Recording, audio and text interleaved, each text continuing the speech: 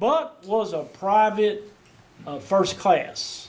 He was as Mike Taylor would call it, a citizen soldier is the term they used. And so he was a man on the ground. Boots on the ground is what he was, you know. And so he was at Battle of the Bulge too. And I'm just going to tell you, I talked to Mike Taylor to get him to send a book by his dad. His dad was at Utah Beach. He was a paratrooper. Charlie's dad was at Omaha Beach. And and Jamie's dad was a POW under the Germans. So we have presentations from them. I found out today, accidentally, that a guy named John Everett was also at D-Day. Unfortunately, John has passed away. But so Mike Taylor told me a story I want to convey to you. I don't know how long ago this happened, but his dad was John Taylor, the ones that owned Taylor Brothers, okay? And he told me that his dad was kind of fiddling with his ear, and they said, well, Dad, now what's wrong? What's up with your ear? You're always fiddling with it. And he said, well, when I was, during the time of the Battle of the Bulge, my ear froze to my helmet. So,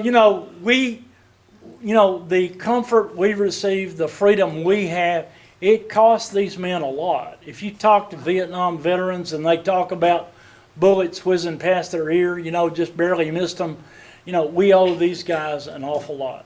So I want you to help me. These are two veterans. She was at Vietnam. He was at D-Day and Battle of the Bulge. Please help me welcome Buck Sloan and Shirley Sloan.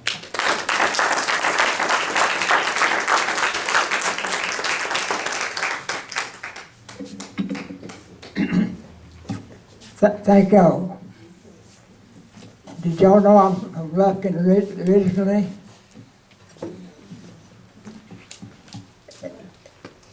Yeah, it's okay, honey. Bring it up, yeah. Wait 1 second. I was about to forget something. We have some presentations. Just a minute. Melinda Carty is representing Pete Sessions' office. She has a surprise for him. We're going to do the presentations and then you can get started. Okay.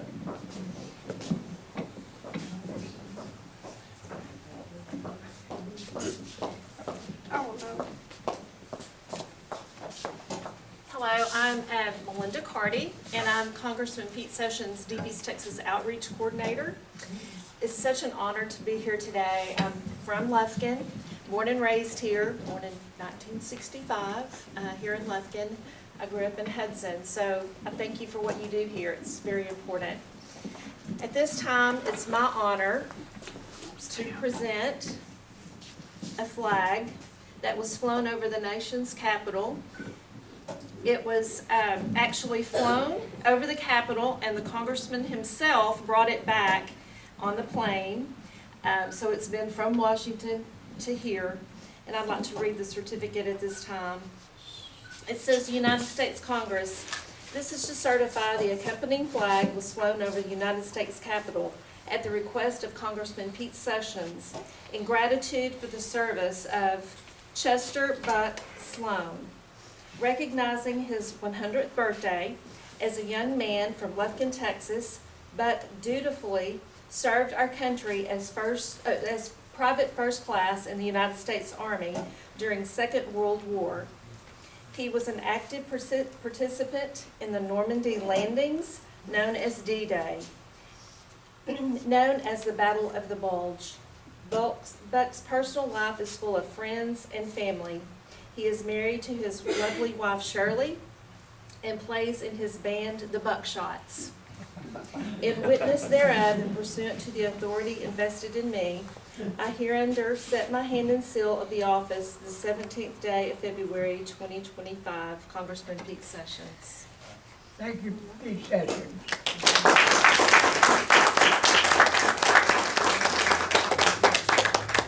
And let me say, this flag was flown on his birthday.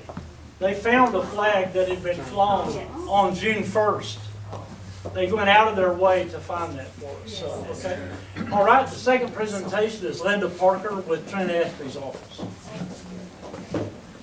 let me, I got a flag that come off Omaha Beach. Oh, I helped fold it up and I cried. oh, that's Oh, wonderful. that's awesome. Good, that is awesome. Hello, I'm Linda Parker, and I'm the District Director for State Representative Trent Ashby. And we too have a flag flown over our state capitol in honor of your service. And I'll read just only part of the certificate. But it was flown in special recognition of your dedication, devotion to duty, and honoring your fight for freedom during World War III. We want to say thank you for your service. Thank y'all. Love you, every one of you. And this is for you. Thank you so much. Thank you for your service. Thank you.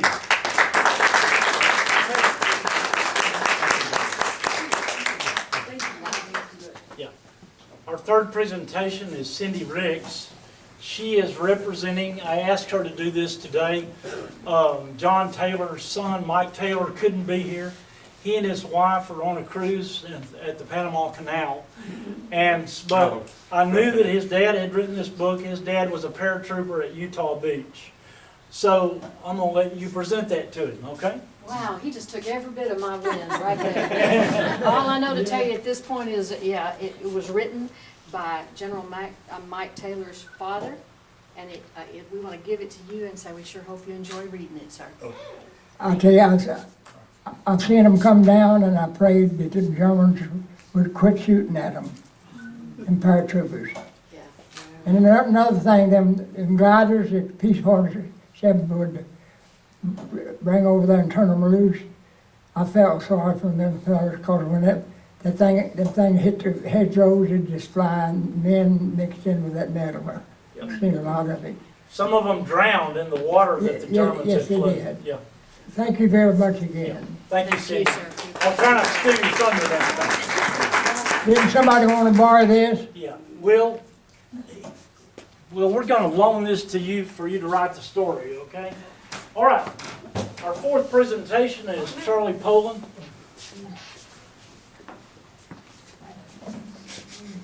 You want me to tell, I don't know what you want me to do. Yeah, whatever you want to say, Charlie. Okay. Y'all got time for an hour? This was a book I wrote with my father, and the reason I wrote it was to honor him and all the fellow soldiers, sailors, and Marines, like Mr. Sloan here, that served in World War II and literally saved our country and our lives, the freedom for the entire planet. We were fighting against people that wanted to enslave the entire planet in their twisted ideology. It's still around today, unfortunately.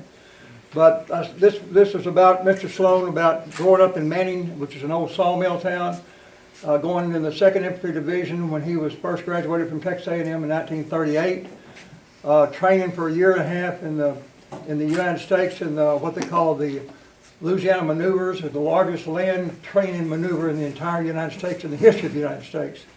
It encompassed the entire 1/3 of the entire state of Louisiana, and it was directed by General Patton. From there, they went to Wisconsin for a year, and then to Ireland for 9 months, where they trained there. Then they traveled through England, and he said you could see for miles and miles trucks and tanks and jeeps and you name it. He went on D-Day plus 23 hours. Mr. Sloan, did you go on D-Day itself? D+1? Yeah, D+1. Okay, that's about when he went. Yeah. And from there, he said, the movies kind of depicted as, oh, okay, the places, the ships landed and everything, and they just ran up a beach. What they don't realize, or what they didn't show, is that the ships that were bringing them, we're talking about the landing ship tanks and the bigger ships that were bringing all this equipment stuff in. Some of them hit mines way out in the sea, way out in the channel. So there's a lot happening that's not really depicted in the true history. And anyway, so Dad went on D+23 hours like Mr. Sloan did, and he said they were still getting a lot of sniper fire and mortars and stuff, and they fought on into through St. Lo. 3,000 Americans died taking that one French town. Yeah. And then there was then they fought on hill, what they call it. 192. Yep. I asked Mr. Sloan if he said, You familiar with Hill 192? Oh, yeah. That was a boulder. That was, the Germans, it was a big hill shaped like this. They were all totally dug in. They were, on the opposite side, they had artillery that they could fire on Omaha Beach. And the 2nd Infantry Division, which Mr. Sloan was in there with my father, they had to take that. The first Division had already gone around it. They had to, Mr. Sloan and my father and all the other, they had to take that hill or else it was going to be many, many more people died. So I can tell you all kinds of stories about that. I put them all in here. And then also too, they fought off for 72 days, Mr. Sloan did, and my father, the 2nd Infantry Division, heavy combat all the way over to Brest, which is on the western part of France. And from there, they took the port, and from there they took trucks through Paris and all the way into Belgium. And they fought for 2.5 months there. A lot of the movies don't show that part. And then the Battle of Bulge hit on December the 16th. And there was a lot of warning about that, but of course, naturally, the guys on the front tried to tell the upper powers that be, hey, something's going to happen here. They were ignored. And I can tell you all the things about that.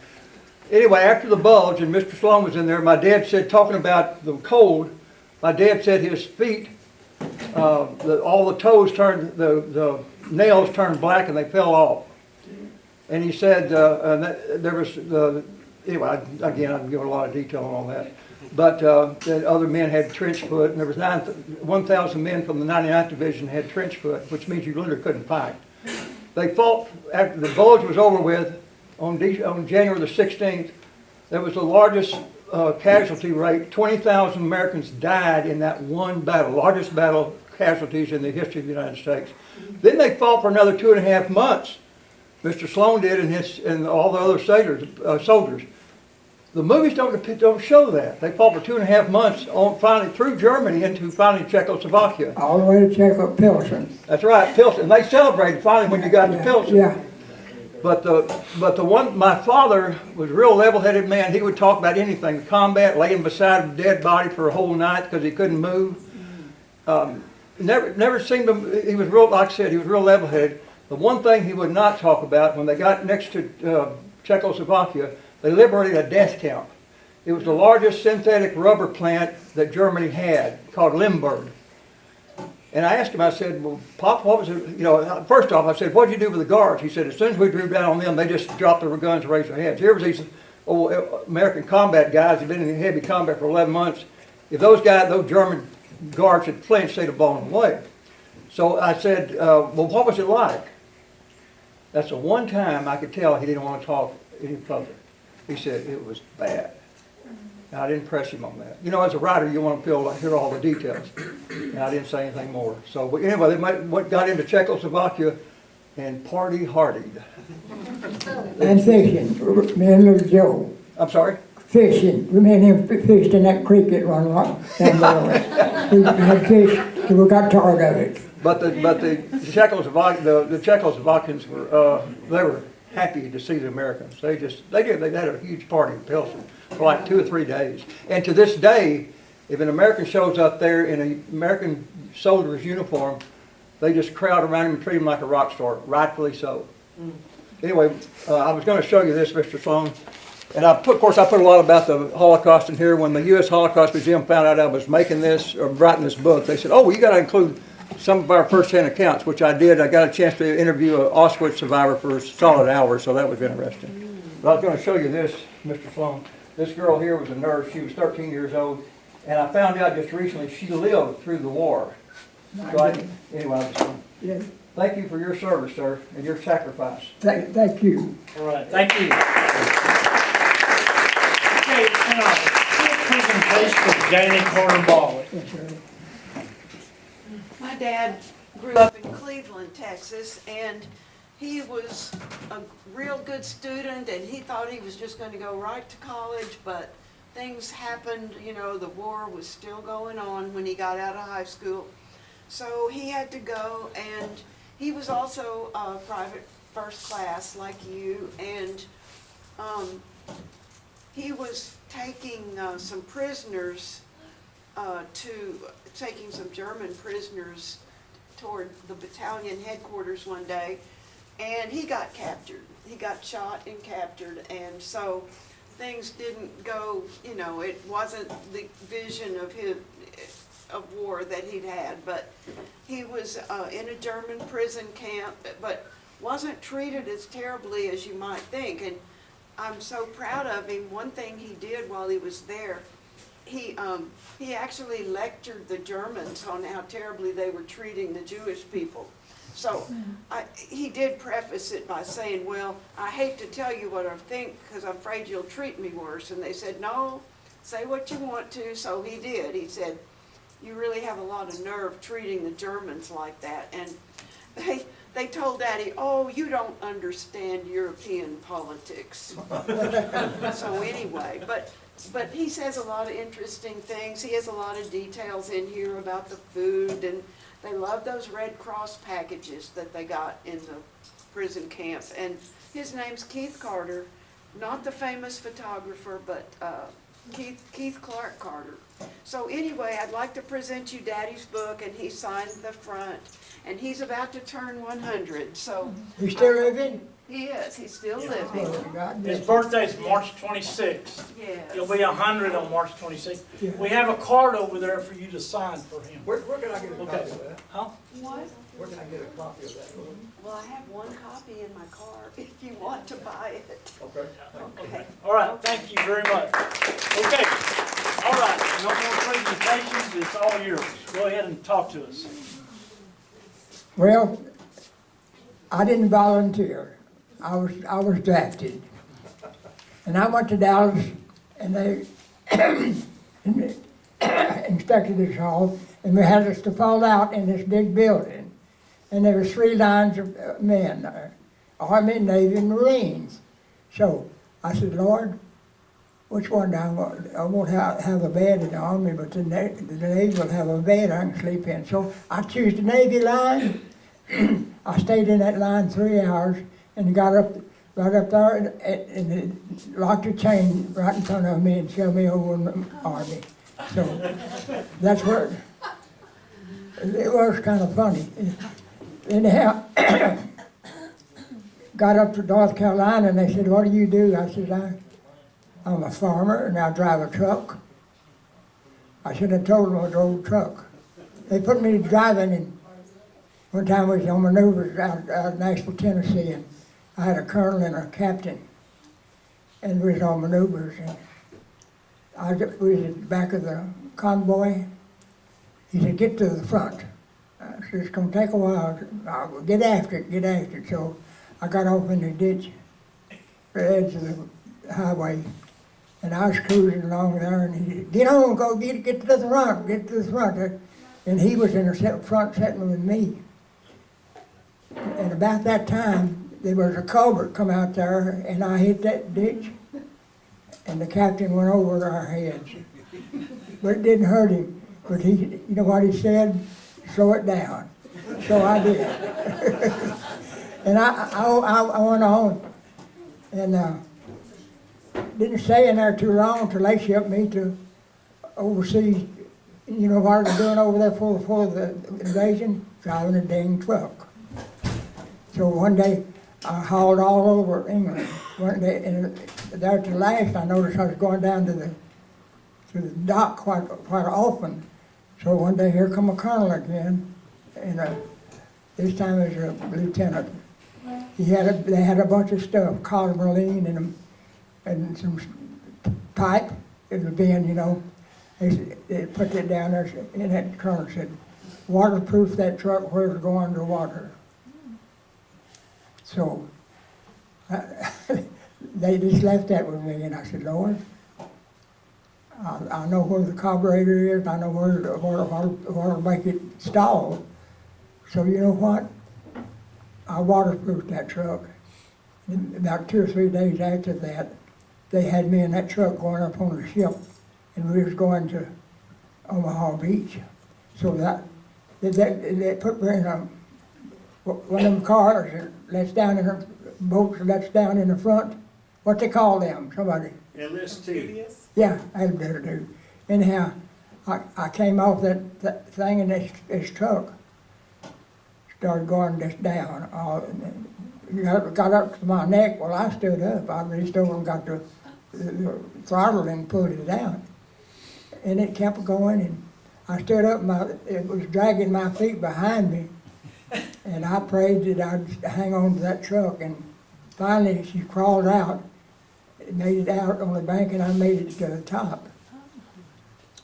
The next day I went with the 2nd Division, and I took a BAR all the way across that country to the Battle of the Bulge, where we had hand-to-hand fighting, and a German tater masher got me. But I threw a pineapple and it got him at the same time. I won't take much of your time, but I'd like to tell you about this little boy. One day, we dig in every night, to keep the shrapnel from getting us. So this little kid, about the 3rd day, this little boy, about 9 or 10 years old, come by, so Sergeant Ritchie said, "Come here, son." So he went over, I could speak a little English, spoke pretty good. He said, "My mom and daddy's been killed, I don't have no home." So guess what happened? That little fella wound up in the United States of America. He stayed with us till we out in Pilsen. That's where me and him caught the fish. I turned out to be his best buddy, and I'll never forget him. He made a lot of those 2nd Division reunions where I used to play every year. But anyhow, he died here 2 years ago on one of them unnecessary. He choked to death. It sucked something down his windpipe, and so. Yeah, I'm gonna tell you a good story. I got a lot of battle, but this Siegfried line. How many of you heard of the Siegfried line? What line? Siegfried line. Siegfried line. Siegfried line. It's got the dragon's teeth there. The tank can't go no further. It'll round out and spin. So I dug out in front, and I had got me a harmonica. I call it a French harp, also German, back down the line.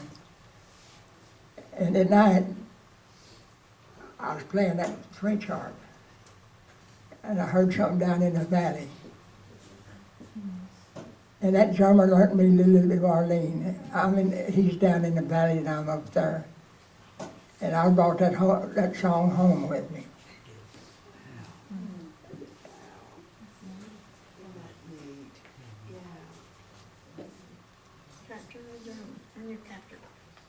Well, I won't tell this, and then we'll pick a couple of songs I wrote.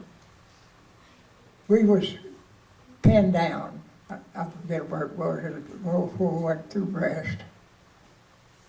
And they was picking, if you got out, anybody tried to make it, they'd get you.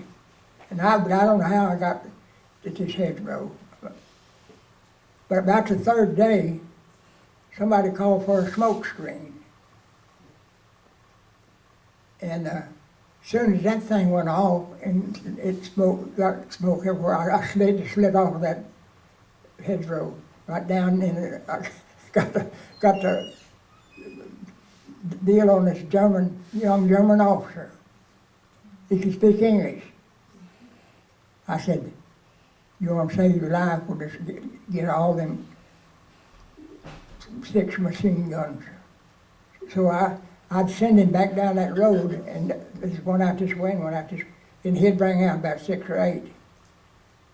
I got his pistol, I still got that, I didn't want to bring it to him. And he just kept bringing them out.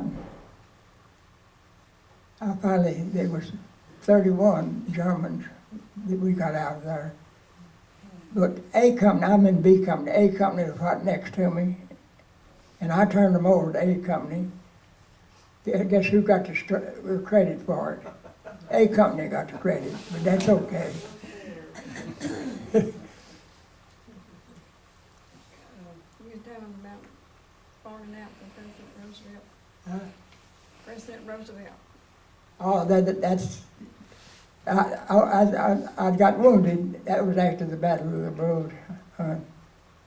I went to, wound up in Paris and then wound up in England. And while I was in England, they had, I was done well, so they had me to fall out with 11 more soldiers, 12 soldiers. They had me to fall out, didn't know what was happening. But anyhow, they had 12 guns, and they gave us the guns loaded. And we had a 21 volley salute. Guess who it was for? President Roosevelt had died with a heart attack. And I got the picture of it being, I'm the shortest one in there. Anybody got any questions? Where were you at when you got wounded? Was it Crinkhill or? Crinkhill, Rockcraft and Crinkhill. Yeah, okay. Yeah, it was a hand-to-hand fighting there, and at we sold them 2 grenades. I had a pineapple. Right. You know, we carried them a couple, one on each side, but we'd been at Cotter Key. Right. Cause if that thing come out, that handle would come off there and get you in 9 seconds. Right. But I throwed one and that on down at the same time, they went off together. And this little shed building, I just threw it right over the building, or right down the side, and I heard somebody moan. But I heard that pineapple, that tater masher hit the ground. So I slid up in this little hollow place, and I got this part here, got me in the back, and that stuff worked out, and me still working out. Yeah. And so I could still walk, and Stacks was with me. I helped them get out to, finally I heard somebody crying, and it was a big hole that somebody had dug, and it was full of little young soldiers. They was crying. They didn't know which way to go. I said, well, y'all follow me. And so it was about 1.5 foot deep. So when it run my shoes over, it started leaving a track. And I know what happened, saved me. That snow saved me from bleeding to death. Anyhow, I got on down there to I seen a silhouette of a soldier, and I said right there, this is Americans. I didn't know the password. He said, I'm so glad you said that. I was sick and squeezed the trigger on you. So I went back, they had us all down in a basement of this building. The German wounded right along with us. Tell them about the covering up with snow. Oh, yeah, we was going into Rockcraft and Crinkhill, and they had us down in this forest, Hurricane Forest, and they was pushing us. We was coming out of that forest, and it got on the edge of town. We was coming into town. Well, this tank, I heard it coming, and I said, I better do something fast.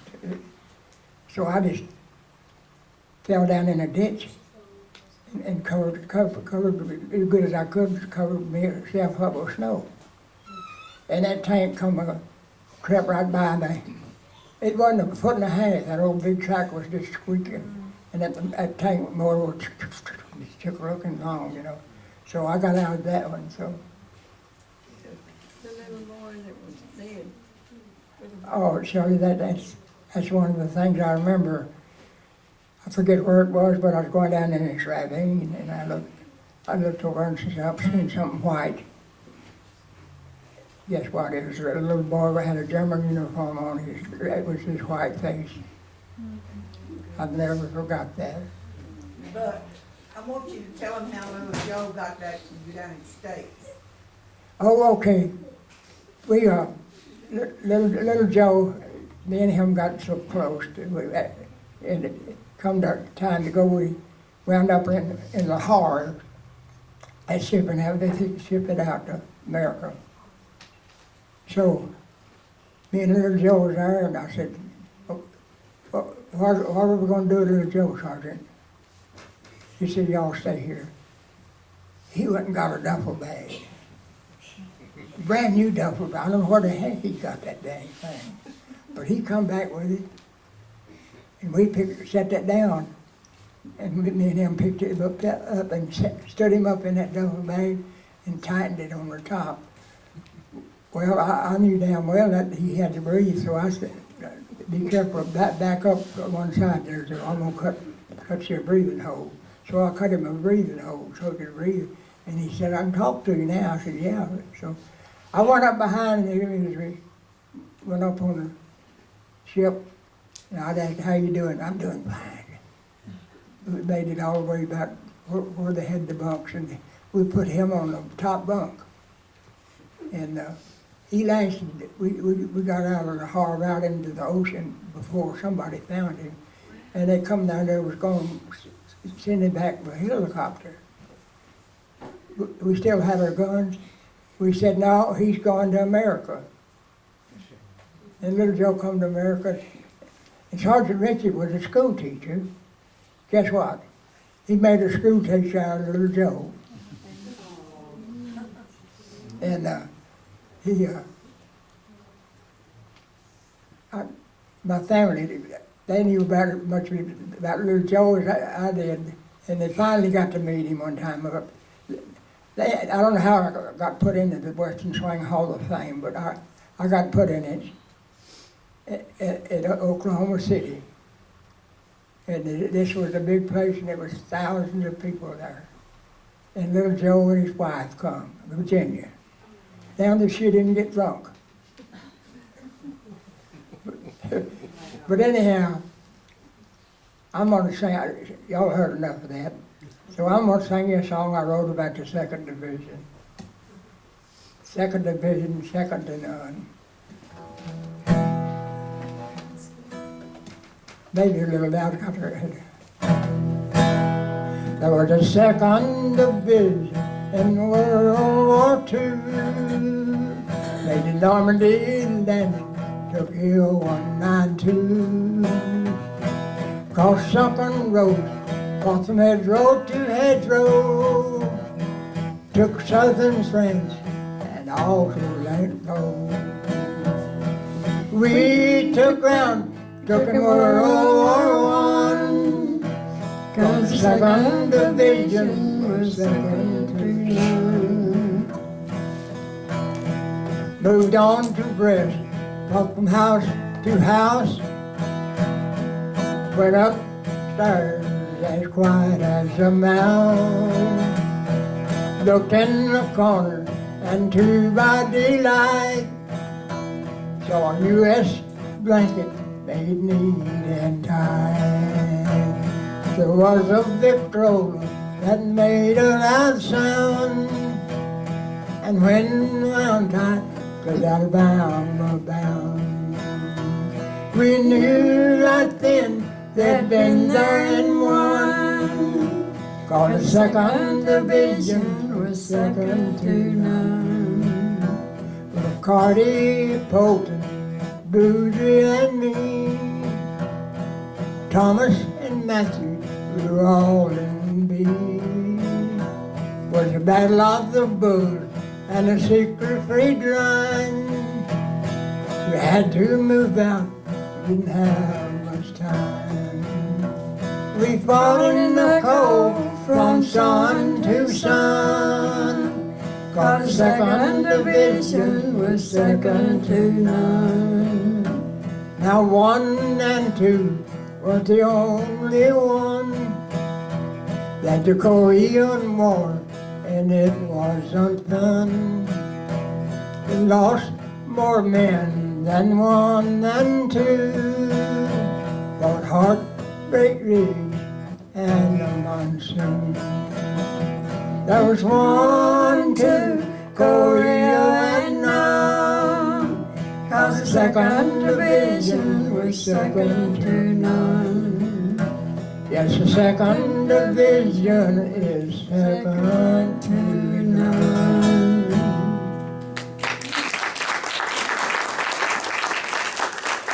Yeah, thank you so much. Me and Shirley did that, and this was the biggest thing I built in Iowa, and it was full of Belgian people. we done that song and brought the house down. Every song we done, I think they felt sorry for us. There you go. Here's another one I wrote, I got out of the war. Hell, nobody knew it had happened. They didn't know, and I got drank a lot of booze. And I wrote this song about it. That's what it touched my heart because people, they didn't, well, it wasn't their fault. What key is that in? See? I guess. Yes.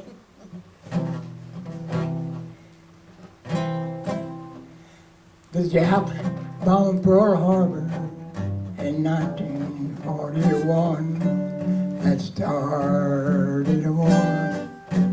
Took many mother's son. There's a war going on both sides of the globe. The South Pacific and the ETO. The Yanks made landings with their heads held up high. Marines raised a flag on the old WWII. There were some that didn't make it and some that pulled through, fighting a war, trying to save you. There were 3 branches of service that fought with all their might. They fought through the day and all through the night. They fought through the night with their rifles reporting. They fought a war that is almost forgotten. The landing, the Yanks made their landing the 6th day of June. Took southern France and also Belgium, and that's what started the Battle of the Bulge, the biggest battle there ever was. There were 3 branches of service that fought with all their might. They fought through the day and all through the night. They fought through the night with their rifles reporting. They fought a war that is almost forgotten. They fought a war that is almost forgotten. Oh, yeah.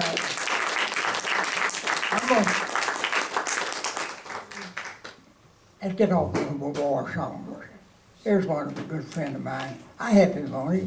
He's as good a steel player that I ever had. He wrote this song here. There's 100. M. I say M-O, M-O-P, M-O-P-P. My, M-O-P-P, R. I say R-A, R-A-G, R-A-G-G. Rag, R-A-G-G-M-O-P-P, ragmop, doodle-dee-da-da-doo, ragmop, doodle-dee-da-da-doo, ragmop, doodle-dee-da-da-doo, ragmop, doodle-dee-da-da-doo, ragmop, doodle-dee-da-da-doo, R-A-G-G-M-O-P-P.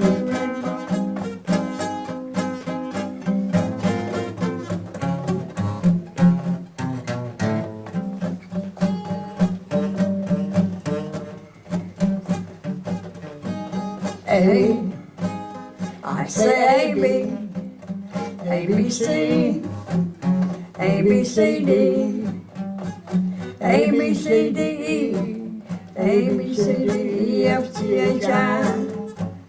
I say M-O, M-O-P, M-O-P-P, Rag, R-A-G-G-M-O-P-P, ragmop, doodle-dee-da-da-doo, ragmop, doodle-dee-da-da-doo, ragmop, doodle-dee-da-da-doo, Rag mop, doo-dee-da-dee-dee, rag mop, doo-dee-da-dee-dee. R-A-G-G-M-O-P-P, rag mop, mop, mop. That's enough.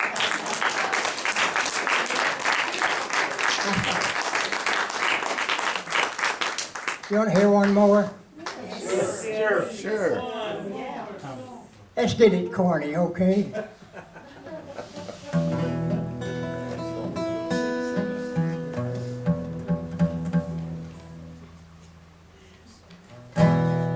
I just kissed the one I love for the last time. Never has her soft lips been so sweet. She's gone away and won't be back forever. Think I'll go somewhere and cry myself to sleep.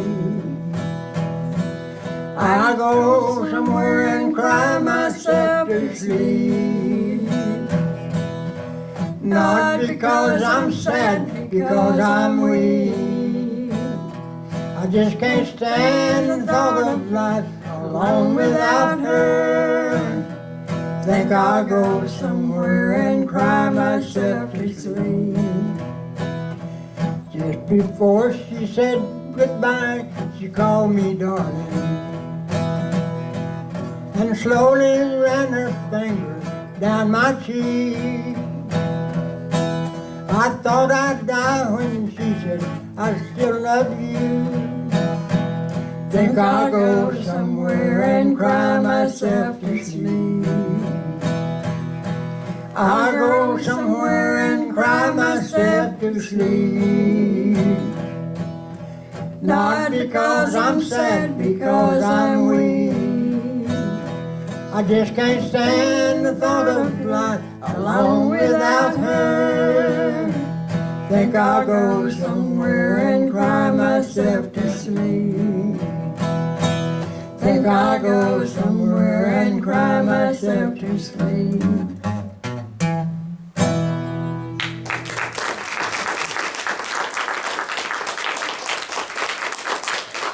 That's enough. Okay, anybody have some questions for him? Go ahead. I wanted to ask you, do you credit anything in particular for letting you live such a long life? Hereditary. I tell you, I thank the Lord for him watching after me. Can you imagine her going from the Omaha Beach to the Battle of Bulge with a B.A. Browning automatic? That may be the record. Yes. His mother died at 102 almost, yeah. Okay, so that's in your favor. And I got a brother. Yeah, younger than his wife. Oh, she's sitting by her. There he is. Is that your brother? Say hi, Harvey? Steve. You want to stand up? Harvey, right? Now, Harvey, stand up. And your wife's name is? Lorianne. No, that's her. That's her. We want to be sure and get a picture of you two together. Okay, I have a couple of questions. Anybody else have one before me? My question is, No, I was just gonna say, I got two cousins sitting right back yonder. oh yeah, oh, I know that lady on the right. Yeah, there you go. Now listen, in your company, how many did you lose in your company during the time you were in Europe? I've got a picture of B Company. It's a real, when we were fighting, shells are going off. I'm the only one left out of that B Company. There's none of them left now. Okay, and they just replenished it, is what they did? They remanded? Yeah, that's right, like when I went out to that and all them replacements that was in that crying, it was their kids, you know. Yeah. Charlie, you have an answer for that? Yeah, the combat engineers was what I was familiar with. That was my father's battalion of the 2nd Infantry Division. Yeah.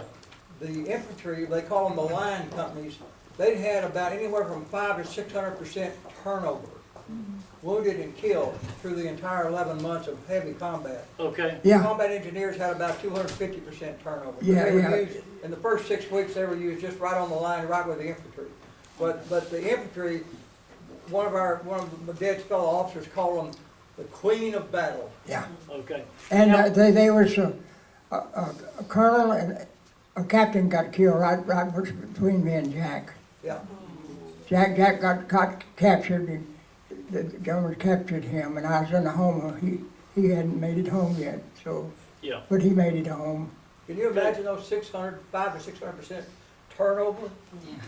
For Oh. every position, that means 5 different men would serve in that position, either killed or wounded. Now, you inevitably, during that time, you lost buddies that you were. Oh, they, you know, like that foxhole was just full of replacements. I didn't know none of them because all. They were new. You didn't get to know nobody. He didn't last that long. Yeah. You know, Yeah. and Okay. then the fellows was in the airborne that parachuted. Man, I've prayed many times that they'd make it to the bottom. Yeah. And Okay, now let me ask you this. You began right after Omaha Beach driving a truck.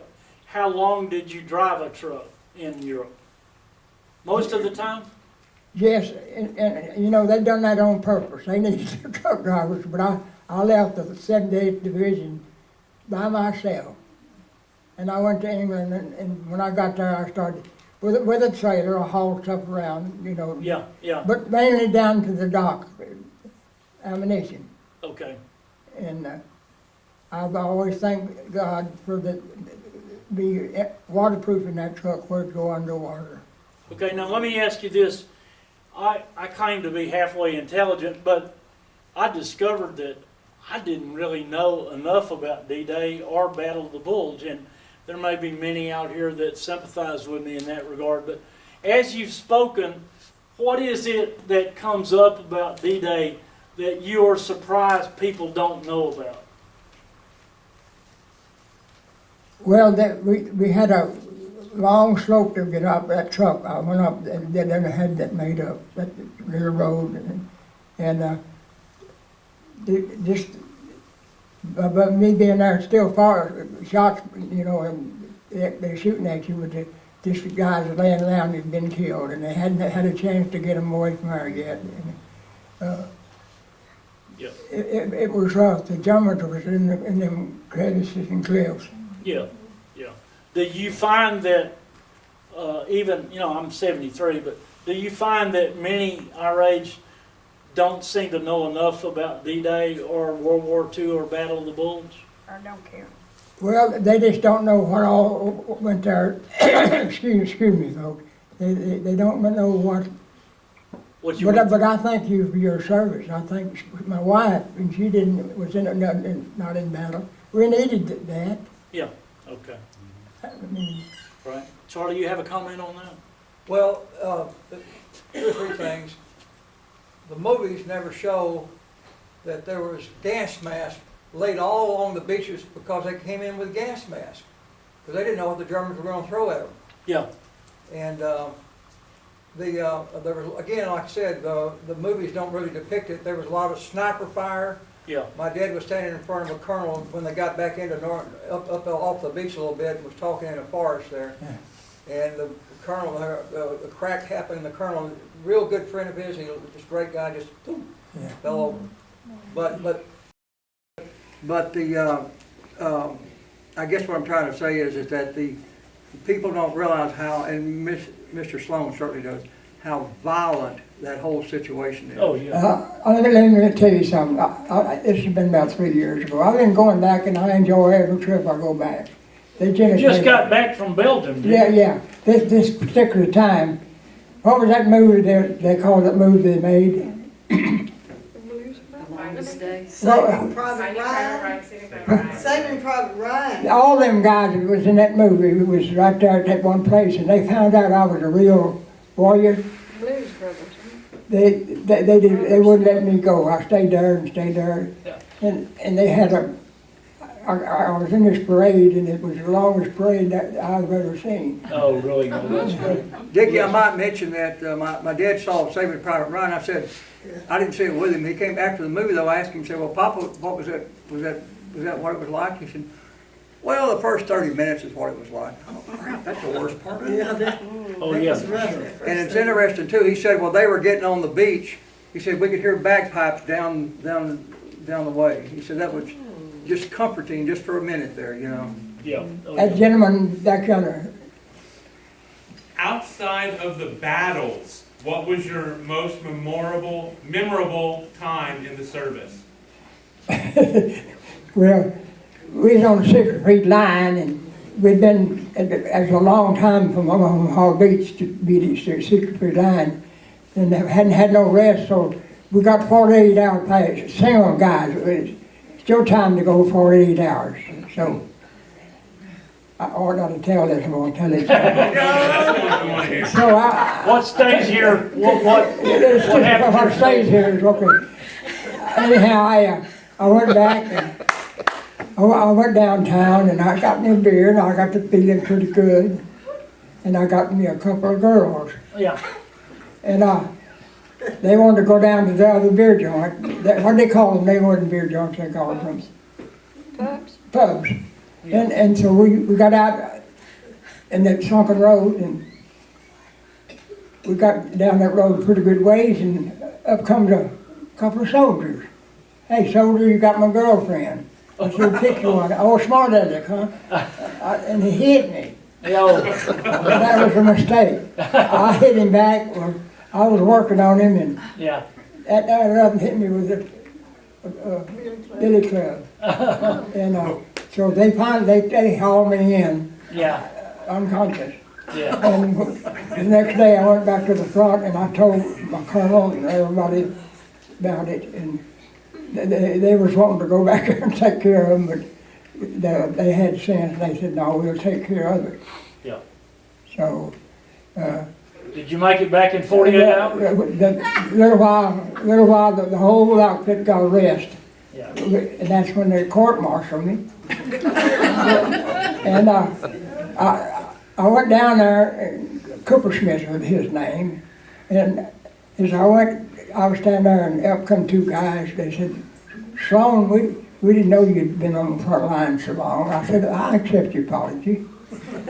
So I went on in there and he busted me, I think, I helped him. So, and I went on back to the outfit.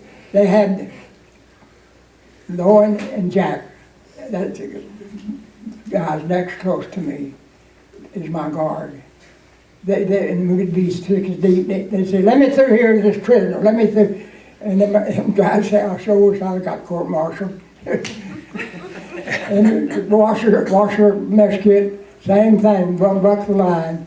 But you know what happened? When we went back to the front, they said, here's your BAR. So, okay, we want to thank you for coming, yes, sir. and, let me say this. So I'm gonna sing you a song I wrote about the 2nd Division. 2nd Division, second to none. Maybe a little loud, got her head. There was a 2nd Division in World War II. They did Normandy and then took Hill 192. Crossed sunken roads, fought from hedgerow to hedgerow. Took southern friends and also let go. We took ground, took in World War I, 'cause the 2nd Division was second to none. Moved on to Brest, walked from house to house, went upstairs as quiet as a mouse. Looked in the corner and to my delight saw a U.S. blanket made neat and tight. There was a Victrola that made a loud sound, and when wound tight, 'cause Alabama bound. We knew right then they'd been there and won, 'cause the 2nd Division was second to none. With Carty, Polton, Bougie and me, Thomas and Matthew, we were all in B. Was the Battle of the Bulge and the secret freed line, We had to move out, didn't have much time. We fought in the cold from sun to sun. Cause the second division was second to none. Now 1 and 2 was the only one that the Korean War, and it wasn't fun. We lost more men than 1 and 2, fought Heartbreak Ridge and the Monsoon.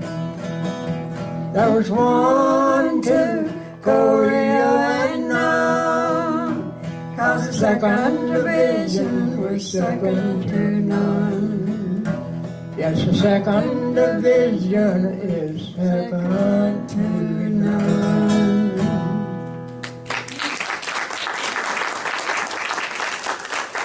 Yeah, thank you so much. Me and Shirley did that, and this was the biggest thing I built in Iowa, and it was full of Belgian people. We done that song and brought the house down.